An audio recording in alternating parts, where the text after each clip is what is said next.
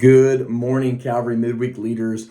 What I want to do in this video really quickly is just to kind of give you an overview on what we're going to be talking about tomorrow night in our lesson. So that way you can have a little bit better of an idea heading into your D team time. So what we're going to be doing tomorrow night is we're going to be doing part 3 and wrapping up this series called the pregame speech. And so the big idea for tomorrow night is that pregame speeches are good when the team is willing to go all in. And so the passage that we're going to look at tomorrow night is Acts chapter 9. And Acts chapter 9 is a very powerful chapter in the Bible because we see this awesome transformation that takes place in this character named Saul, who we would know later as Paul, who is this incredible apostle. And we're not going to focus on his salvation experience, as awesome as that is. I will mention that. But where we're going to look is Acts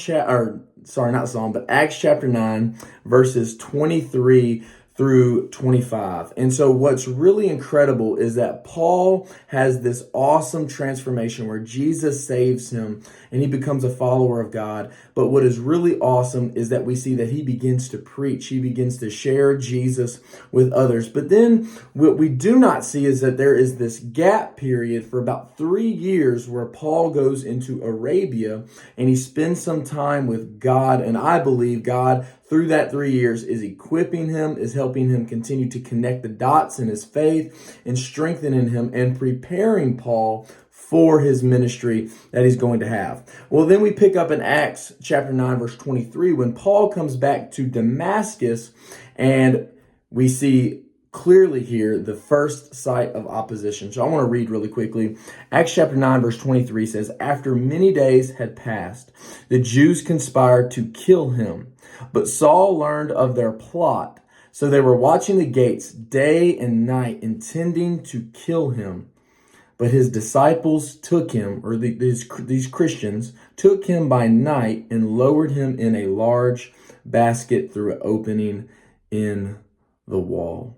So this is a very, very powerful 2 verses that we see right here. So Saul comes back from his time in Arabia, and he's back in Damascus, ready to preach, ready to share the gospel, no doubt. But upon arriving there are people that want to kill him. And this is the first time he sees really big opposition. And it would be really easy for Saul to be like, you know what, God, this is not what I signed up for. This is not convenient. I didn't know that I was going to have to deal with all of this. Like, it would be really easy for him to say, you know what, this Jesus thing was really good for a short time, but now I'm going to go back because I don't want to die. I don't want to deal with this hardship. But what we see is that Saul was so committed to being a follower of Jesus that he was willing to do whatever it took so that he could continue to be that follower that God called him to be. But what I want to focus on is we see these disciples, these Christians. We don't know their names, but what we see is that they saw that their fellow Christian, their fellow brother in the faith, was going through a difficult time in his life, where no doubt Paul was probably dealing with depression, anxiety, fear. But these men or these women, we don't know, were willing to say, you know what, I have a home that is next to this wall, and we have a basket, and we're willing to risk our lives in helping you so that you can go be the person that God has called you to be. And what is so cool is we never know their names, but they were willing to hold on to the rope and lower Paul down in this basket, and then where Paul would then go and do some incredible things for God. And there's so much more that we're going to unpack tomorrow night, but here's the thing that I want to get across to our students. This lesson is all about unity in the group.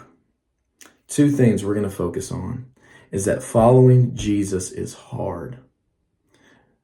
Paul could have quit, but Paul was willing to get into the basket.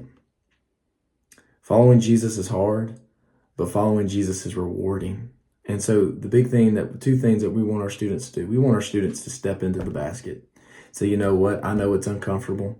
I know it's going to be hard. I know it's going to be difficult, but I'm willing to do what it takes to be the follower that Jesus wants me to be. But number 2, the big thing I want us to focus on is I want our youth group to be like these Christians that are in this passage that are unnamed, that were willing to hold the basket, that were willing to hold on to the rope and helping their brother through this time.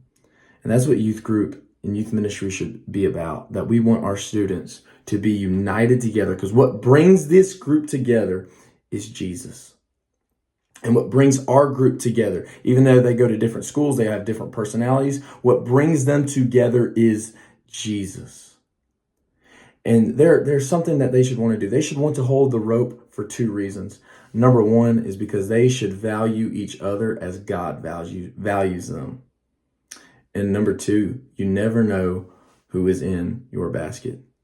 These men lowered Paul in this basket, and Paul would go on to be the greatest missionary to the known world of that time.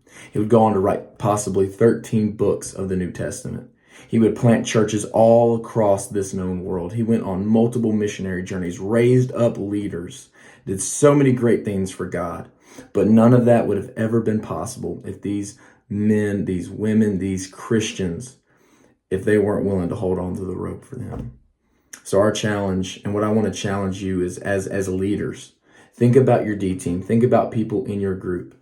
There's no telling what God can do with them.